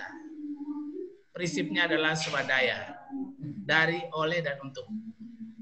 Terima kasih. Kalaupun ada pinjaman itu adalah pinjaman pihak ketiga, tapi ada digerakkan, baik di pusat-pusat koperasi kredit atau BKCU, di Kalimantan ada BKCU, ada pusat koperasi kredit, dan juga dari Inkopdit. Mungkin itu. Terima kasih. Mohon maaf Pak Ade kalau ada yang Pak Wara, terima kasih. Apa koreksinya? Saya maaf. Dari Kupang, salam sehat untuk Indonesia. Terima kasih. Salam sehat Pak Wara. Ya, terima kasih. Ya, terima kasih sudah berkenan bergabung. Ini luar biasa. Saya nggak nyangka Bapak dari Kupang bisa sampai kita di depan kita ini ada dari Indonesia Timur. Ini saya dapat informasi dari Ottawa malah. Informasi dari Ottawa. Oh, dari Pak Robi Tulus. Pak Robi Tulus. Luar biasa. Salam buat Pak Robi. Ya. Beliau guru saya Pak. Jadi sudah lama sekali kita sharing untuk bisa mengembangkan koperasi di Indonesia, yang lebih kepada membumi sehingga bisa dinikmati oleh banyak warga kita dan bisa di situ ikut kontribusi luar biasa. Tanggal 29 September kita akan melakukan webinar untuk memaparkan hasil survei dampak dari COVID terhadap gerakan koperasi kredit Indonesia. Kami sementara melakukan survei nasional, sementara analisis. Sehingga mungkin nanti kita bisa berkolaborasi. Tanggal 29 nanti kita akan sebarkan informasinya. Salah satu pembicara juga Pak Robi dan Prof. Robi ya. Terima kasih Pak Wara, terima kasih. Salam kubur ini. Salam sehat. Terima kasih atas share-nya. Terima kasih. Kalau berkenan Pak Wara, nanti saya invite ke MVA, karena di MVA ini banyak sekali kita punya background, jadi para praktisi bisa berasal dari koperasi, ada yang memang murni dari LKM, ada yang dari PMT, ada dari seluruh model bisnis yang ada, kita bisa sama-sama gabung. Kita nanti bicara ke depan tentang landscape, bagaimana arsitektur microfinance ini tidak agar berdiri serasi, dinamis, harmonis gitu ya Pak, dan kemudian saling menguatkan satu dengan yang lain gitu ke depan gitu. Terima kasih Pak. Dengan senang hati Pak. Terima kasih Bapak. Baik, semua hadirin, Bapak Ibu audiens yang sudah tadi setelah tersampaikan diskusi yang sangat menarik sekali, mengkonfirmasi, dan tentunya ini adalah bagian dari pengetahuan kita untuk selalu mengupdate apa yang terjadi di lapangan. Ya, jadi tadi apa yang disampaikan oleh Pak Ade itu, jadi namanya hasil riset itu selalu berkembang gitu ya, selalu berkembang, dan tentunya akan menyesuaikan dengan kondisi informasi. Makanya tadi Pak Roberto menyampaikan, tulislah dengan pemikirannya terkini saat ini gitu ya, sesuai dengan kondisi yang ada. Ini menjadi warning bagi kita untuk selalu mengupdate berbagai informasi yang ada, sehingga kita menjadi actual, kemudian faktual, dan tentunya kita akan mendekati pada kebenaran gitu ya, karena disitulah hakikinya dari sebuah proses ilmiah yang terjadi. Baik Bapak Ibu sekalian, ini ada pertanyaan yang kedua yang saya lihat di chatting dari Pak Hernawaris Triadi. Pertanyaannya, langkah apa yang sudah dilakukan MVA untuk membantu mempermudah akses UMKM ke lembaga keuangan, khususnya untuk membantu permodalan UMKM. Nah, baik, ini saya lihat, ditujukan kepada Pak Roberto, ya, ditujukan Pak Roberto. Jadi apa ini langkah real dari MVA ini untuk membantu akses UKM ke lembaga keuangan yang ada. Mohon Pak Roberto berkenan menjawab dari Pak Herawastri tadi dari Pekalongan ini. Saya lihat dari Pekalongan. Oke, silakan Pak. Iya, baik. Terima kasih untuk pertanyaannya Pak Hernawa. Seperti yang tadi diceritakan sekilas oleh Pak Bagio, ini adalah suatu asosiasi pada dasarnya MVA, dibentuk dalam rangka melakukan atau berupaya melakukan pencerahan-pencerahan, berbagi informasi, kemudian mengumpulkan fakta-fakta, lalu akan menuju kepada upaya-upaya untuk melakukan pencerahan secara sistematis. Memang bukan lembaga pemerintah, bukan juga lembaga keuangan. Ya, saya paling tidak sampai saat ini memahami tidak atau belum akan ke sana. Sehingga kalau ditanyakan apa yang sudah dilakukan oleh MVA untuk mempermudah akses, memang konteksnya masih dalam konteks penyampaian informasi. Karena teman-teman di MVA ini berdatang dari latar belakang yang berbeda, sehingga mempunyai pengalaman-pengalaman terbaik maupun pemahaman atas persoalan-persoalan, lalu secara individual punya juga aktivitas-aktivitas real untuk membantu akses UMKM kepada permodalan yang memadai. Tetapi kalau ditanyakan sebagai suatu kelembagaan secara utuh, memang MVA baru pada tataran memulai mengembangkan aktivitas-aktivitas ke arah yang sifatnya advokasi. Tetapi kalau ditanyakan secara individual, di kami misalnya di OJK, dari pembelajaran yang banyak yang saya dapatkan dari Pak Bagio dan teman-teman, kita sudah secara formal mengembangkan namanya skema keuangan mikro melawan rentenir. Ya, yang setara, saya ulangi lagi, skema keuangan mikro melawan rentenir. Yang dalam panduan saya ketika tim menyusun skema ini merupakan daftar menu.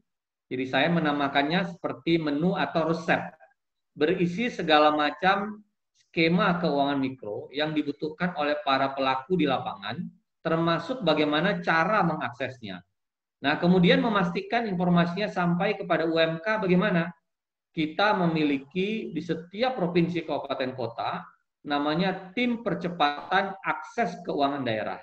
Jadi kalau Bank Indonesia di setiap daerah itu punya tim pengendali inflasi daerah, OJK punya tim percepatan akses keuangan daerah. Nah, jadi menu tadi disalurkan kepada tim ini. Di setiap tim yang ada di daerah terdiri dari keanggotaannya semua bank, semua lembaga jasa keuangan yang ada di lokasi itu, koperasi, kredit union, ada akademisi, ada LSM, dan seterusnya. Nah, jadi mereka akan memberikan ruang kepada UMKM yang ada di wilayah masing-masing, skema apa yang dipandang paling sesuai, dan bagaimana cara mengaksesnya. Itu sudah tersedia di semua provinsi dan kabupaten kota.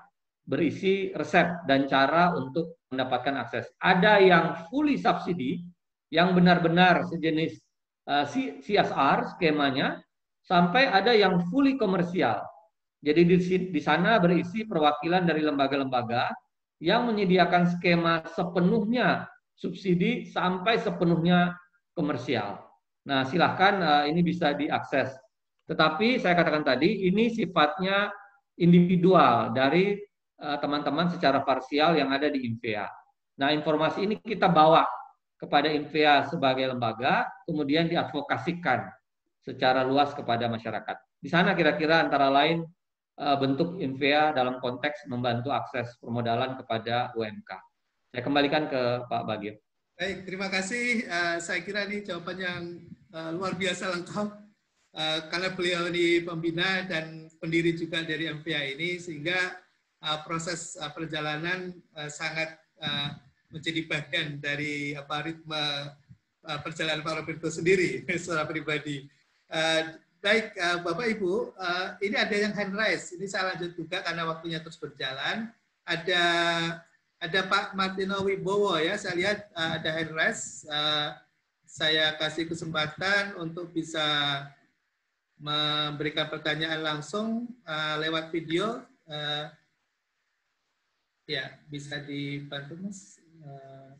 Halo, Pak Martino bisa masuk ke layar? Halo? Halo. Oke. Ya, silakan Pak Martino. Selamat pagi Pak Bagio dan Pak Roberto dan semuanya.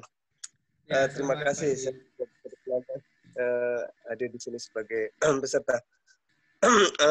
Di sini sangat menarik sekali, apalagi paparannya dari beberapa sisi yang bisa kita lihat mengacu pada hal yang sifatnya adalah praktis ya. Jadi saya yang kebetulan akademis ini kadang perlu banyak belajar dari yang praktis-praktis seperti ini. Nah, saya hanya ingin bertanya, kalau misalnya kebetulan saat ini saya concern di digital economics ya dan e-management, dan kebetulan juga PhD saya itu di situ, di e-management dan digital economic gitu. Nah, yang saya tanyakan, apakah venture capital itu juga sekarang ini bisa masuk di dalam lembaga keuangan mikro, bapak-bapak sekalian ya? Atau misalnya pembiayaan mikro saat ini, saya rasa mikro saat ini bisa juga dimasukkan yang sifatnya startup dan sebagainya, karena startup sendiri saya rasa juga masih banyak yang mikro, terutama yang asetnya masih kecil ya, seperti yang masih cockroach ya, kan ada hektakon, ada dekakon, hektakon. Nah, yang cockroach ini masih kecil-kecil. Nah, bisa nggak ya ini dimasukkan ke dalam mikro, lembaga, artinya sifatnya masih perusahaan mikro, atau ini juga bisa dibiayai dengan lembaga keuangan mikro? Itu yang pertama. Yang kedua, apakah venture capital itu juga bisa dimasukkan sebagai lembaga keuangan mikro? Nah, itu mungkin pertanyaan saya. Dan yang kedua adalah menyangkut teknologi digital informasi ya, seperti teknologi yang baru-baru ini sedang berkembang, di biometrics. Biometrics itu jadi UX-nya atau tujuan dari digitalnya adalah bagaimana mengidentifikasi setiap orang dengan peralatan teknologi, dan ini sering berlawanan dengan etika bisnis dan juga peraturan seperti itu. Nah, mempunyai privasi dan sebagainya. Apakah biometrics ini bisa diterapkan di Indonesia? Karena di beberapa negara saya juga pernah mengunjungi, mereka ada yang menerapkan biometrics ini untuk pinjaman keuangan gitu, Pak Bagio. Jadi pertanyaan saya resume yang pertama adalah, apakah perusahaan mikro itu bisa menggolongkan startup yang masih levelnya kecil, perusahaan startup yang masih levelnya ya di bawah sekitar 100 juta ya, itu apakah bisa dimasukkan? Atau yang kedua adalah apakah perusahaan venture capital juga bisa dimasukkan sebagai lembaga keuangan mikro? Yang ketiga, apakah biometrics bisa, sistem biometrics itu bisa dimasukkan ke dalam valuasi terhadap pinjaman keuangan mikro? Itu 3 pertanyaan saya. Terima kasih Pak Bagio dan para pembicara. Terima kasih Pak Martino yang sudah berkenan untuk menyampaikan pertanyaan. Ini kita mute dulu ya. Oke, Pak Martino, ini pertanyaan saya kira yang update ya, karena kondisi saat ini masuk ke layanan ini dari berbagai komponen ya, baik dari institusi keuangan itu sendiri maupun sampai kepada perusahaan-perusahaan berkorporasi besar. Yang berafiliasi juga di luar negeri juga bisa gitu ya. Kalau di konteks pada pengertian dari keuangan mikro sendiri adalah layanan kepada masyarakat berpenghasilan rendah. Jadi tidak bicara kepada siapa yang menyediakan, providernya siapa. Providernya itu apakah itu koperasi, apakah itu BPR, apakah itu bank, atau lembaga keuangan bukan bank juga, termasuk lembaga pembiayaan, termasuk Ventura juga. Tapi kalau dia concern mau membiayai ke micro enterprises, ya itulah yang kita sebut dengan keuangan mikro itu Pak Martino. Jadi apapun kemudian bicara tentang instrumennya, medianya itu juga bisa beragam. Bisa menggunakan digital gitu ya, bisa menggunakan secara offline langsung manual atau tradisional seperti yang dilakukan di lembaga-lembaga keuangan yang berbasis pada tadi yang sampaikan Pak Ade, berbasis adat, berbasis keagamaan juga bisa dan seterusnya. Jadi itu hanya masalah metodologi dan teknik sebagaimana teknik disbursement dan cari engagement-nya itu dilakukan, itu bisa menggunakan berbagai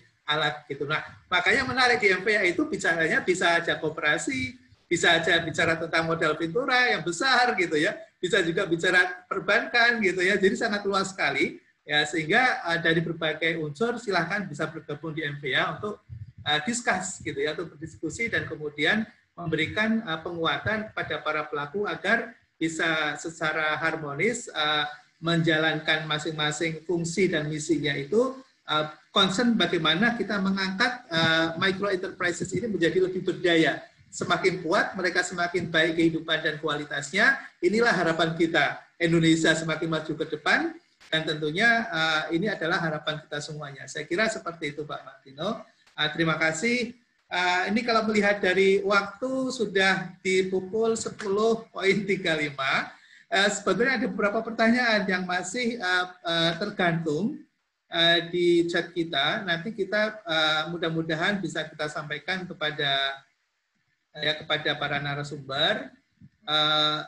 Ya, cuma ada satu ini yang narasumber kita yang belum sempat menyampaikan jawaban dan pendapatnya. Ada pertanyaan, kita kasih waktu 2 menit sampai maksimal 3 menit kepada Bu Rini. Ada pertanyaan bagaimana perbedaan ketahanan mental para pelaku usaha mikro dengan pengusaha besar, itu bedanya apa sih gitu ya, karena Bu Rini tadi concern kepada UMKM sebagai sasaran dari keuangan mikro itu sendiri. Kira-kira dari hasil pengamatan atau mungkin ini kaitannya dengan dari Pak Yudianto, mungkin barangkali beliau sedang riset tentang itu, biar ada insight dari Bu Rini sebagai peneliti yang selama ini concern di microfinance dan micro enterprises.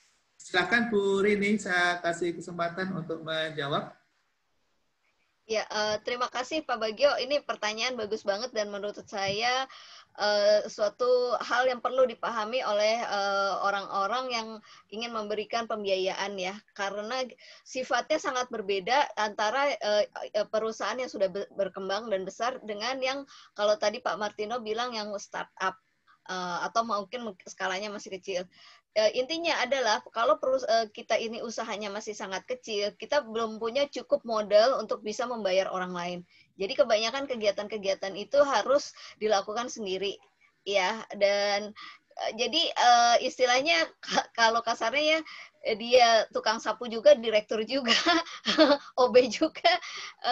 Nah ini segala macam harus dipikirin, ini itu butuh kemampuan untuk bisa membagi fokus, dan kemudian juga semua masalah dihadapin sendiri, kemampuan problem solvingnya itu harus kuat ya, dan situasinya sangat berubah gitu. Jadi sangat dinamis sekali kalau untuk di usaha yang skala kecil. Kalau usaha besar itu semuanya sistemnya sudah established, udah ditentuin. Jadi istilahnya kita pun udah tenang ya, kalau perusahaan besar tuh udah pasti ada uang untuk makan itu kan. Udah pasti sebulan ini bisa survive gitu. Udah pasti sistemnya bisa diikutin. Jadi udah lebih tenang gitu. Tapi kalau usaha kecil belum tentu besok bisa makan. Belum tentu besok ada yang mau beli barang kita. Nah, ini kenapa perlu daya tahan yang jauh lebih besar untuk memulai usaha, karena harus siap menghadapi ketidakpastian seperti itu. Mungkin ini bisa kasih sedikit gambaran perbedaan tersebut. Makasih Pak Bagio. Ya, terima kasih Mbak Rini sudah saya kira ini jawaban pamungkas ya dari kegiatan kita pada hari ini. Terima kasih, kita kasih applause untuk semuanya. Terima kasih Bapak Ibu sekalian. Saya lihat dari awal masuk sudah 99, jadi masuk ke angka 100 peserta kita. Karena memang kuota kita, saya pikir ini tidak seperti yang ada saat ini animonya. Jadi yang daftar di aplikasi itu udah 160-an. Jadi mohon maaf, jadi banyak sekali yang ternyata nggak bisa tertampung di video conference kita, di webinar kita pada siang hari ini. Harapan nanti kita berikutnya kita akan siapkan lebih besar kuota kita sehingga bisa menampung seluruh komponen masyarakat yang ingin bergabung di webinar ini. Sekali lagi terima kasih semuanya dan masih bertahan sampai di akhir dan ujung acara kita. Setelah acara ini Bapak Ibu nanti akan disiapkan oleh panitia sertifikat dan e-book dari MVIA kepada Bapak Ibu sekalian. Ada kamus yang diterbitkan oleh MVIA yang mudah-mudahan bisa bermanfaat pada saat nanti menulis jurnal, artikel, atau kita akan terbantu dengan adanya istilah-istilah tentang microfinance dan banking. Ya. Baik, Bapak Ibu sekalian, di ujung acara ini kami menyampaikan terima kasih dan apresiasi yang sebesar-besarnya kepada para narasumber, ada Bu Rini Radikun, Pak Ade Terminanto, Pak Robert Human yang luar biasa sudah berbagi mengenai pengalaman dan juga pengetahuan yang luar biasa kepada audiens semuanya. Berharap ini bisa bermanfaat dan kita selalu terus bersilaturahmi, menjalin komunikasi informasi kita. Silahkan kalau ada yang berminat nanti bisa bergabung di MVIA. Kita akan mudah-mudahan ke depan kita akan melakukan kegiatan lain selain webinar ini secara lebih real. Kami sudah melakukan MOU dengan dengan BMC, dengan BRI Microfinance Center. Ada beberapa rencana riset yang nanti akan dilakukan bersama dengan MVIA, yang nanti akan seluruh Indonesia. Rencananya kami sedang menyusun term of reference, tornya, dan nanti rencana akan melibatkan teman-teman di MVIA. Mungkin bisa jangka panjang ini, karena di BRI sendiri kebutuhan terhadap studi luar biasa, baik untuk kepentingan regulator sebagai sebuah supporting juga terkait dengan kebutuhan internal. Nah, sisi yang lain tentunya kita di MVIA akan lebih banyak mengkaji dan kemudian melakukan riset, kemudian ada technical asistensi, ada training. Training saat ini sedang disiapkan secara online oleh tim kami di MVIA. Nanti mudah-mudahan bisa di-launching awal bulan depan. Jadi nanti teman-teman yang ingin mendalami tentang microfinance bisa bergabung di learning center kita dan berbasis pada online. Ya, nanti bisa dimanfaatkan untuk memahami dan mengetahui lebih dalam tentang microfinance. Ya, jadi saya kira ini beberapa langkah strategis yang kita ingin sumbangkan di tengah-tengah kemajuan kita dalam berpraktek keuangan mikro di Indonesia, yang berharap bisa membantu banyak pihak ya untuk bisa mendapatkan sesuai dengan tentunya tujuannya masing-masing. Baik, Bapak Ibu sekalian, di sesi terakhir kita akan foto bersama. Mohon bisa di-online-kan fotonya, bisa dimunculkan fotonya semuanya. Ya, fotonya ada, saya lihat ini ada Bang Anang Fahmi. Selamat siang Bang Anang. Dari Purwokerto, Bang. Luar biasa, terima kasih sampai dari awal sampai akhir nih. Ini Basnas Pusat nih luar biasa berkenan untuk bisa bergabung di sini. Ada siapa lagi nih? Ada Mas Kurniawan, ada Pak Hendri Adam, ada Pak Awaludin. Selamat siang, Assalamualaikum Pak Awaludin. Waalaikumsalam, ya sukses. Terima kasih Pak sudah bergabung. Nanti Bapak menjadi narasumber Pak di kesempatan yang lain yang sesuai dengan jadwal. Terima kasih. Ada Pak Zakir Mahmud, ada Pak Enawa, ada Bu Rubiah, ada Pak Muhammad, ada Pak Naufal Ferian, Mas Yosef, Ini anak-anak muda luar biasa ya, Mbak Angelin. Bentar-bentar, Dinda Ayu, banyak sekali nggak bisa sebut satu persatu. Tetap online ya, ikut bergabung terus dengan acara kita. Kita akan banyak. Ada Mbak Titin Rahmawati dari Purwokerto ya, Mbak Titin ya. Ada suaranya Mbak Titin? Ya, ada teman kuliah Mas Bagi. Alhamdulillah. Dari Purwokerto, jauh sudah bisa. Masih aktif di PPR, Mbak? Masih. Oh, luar Alhamdulillah. biasa, alhamdulillah di PPR dan keuangan mikro ya. Ini Mbak Titin ini aktivis di Banyumas. Mudah-mudahan bisa terus ya, Mbak. 8 kali kita. Terima kasih Mbak Titin, semuanya nggak bisa saya sebut satu persatu. Mudah-mudahan kita tetap bisa terjalin komunikasi kita, dan ada kesempatan terakhir kita untuk foto bersama, nanti bisa dibantu oleh tim IT, Mas Naufal. Ya, semuanya bisa terlihat, sudah semuanya terlihat Mas Naufal? Sudah semuanya ya, oke, sudah semuanya. Hitungan ketiga, 1, 2, 3. Oke, boleh tangannya dong. Oke, ini kompeten nih, simbol kompeten. Kita nanti ingin jadi yang kompeten. Nanti kita ikut sertifikasi ya, kita akan ada sertifikasi online. Oke, 1, 2, 3. Oke, terima kasih Bapak Ibu, saudara semuanya yang sudah join di acara webinar series pertama Invia Talk pada hari ini. Terus semangat, tetap sehat, dan mudah-mudahan kita berjumpa lagi pada sesi berikutnya. Kita tutup dengan bacaan hamdalah. Alhamdulillahirabbil alamin. Terima kasih. Assalamualaikum warahmatullahi wabarakatuh. Waalaikumsalam warahmatullahi wabarakatuh. Terima kasih banyak Pak. Terima kasih semuanya. Terima kasih. Terima kasih Pak Bagio. Terima kasih Pak moderator. Sampai jumpa. Terima kasih Pak Wara, Sabon. Terima kasih. Assalamualaikum Pak Bagio. Terima kasih. Salam.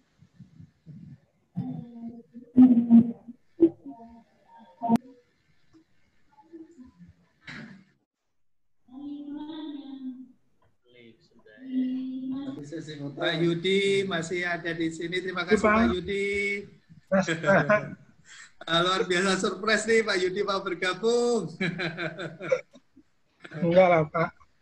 Makasih Pak. Ya, sama-sama.